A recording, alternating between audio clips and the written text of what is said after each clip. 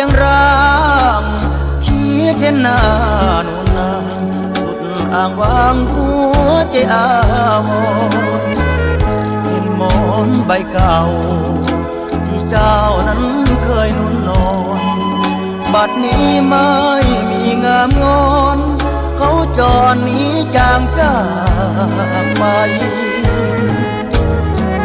บนเตียงเคยมีน้องนี้เคียงข้างผมผ้าคลายหนาวให้นางคิดถึงเรือนร่างแทบขาดใจเจ้าจากพี่ทิ้งไว้แต่รอยอาลัยตั้งแต่เธอจากไปรู้ไหมใครปวดระบมคนเอ๋ยคนรักเคยนอนร่วมห้องเหลือภาพความหลังให้มองสุดมนมองคร่ำควรระทมหรือพบรักใหม่ลืมเราผู้เคยชื่นชมพี่เองก็คงสิ้นลมตรอมตรมต้องขาดใจตายจงคืนกลับมาสู่รังรักเรา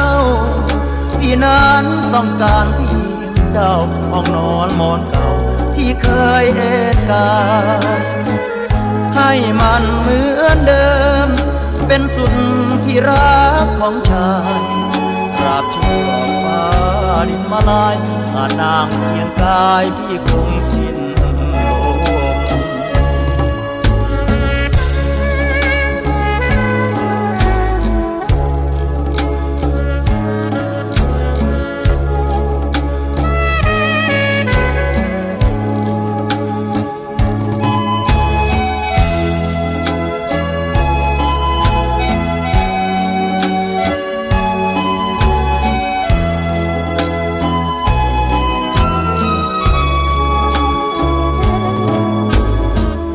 จงคืนกลับมาสู่รังรักเรา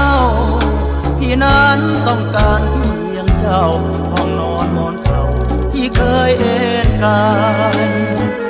ให้มันเหมือนเดิมเป็นสุดที่รักของชายตราบชั่วฟ้าดินมาลายขาดนางเพียงกาย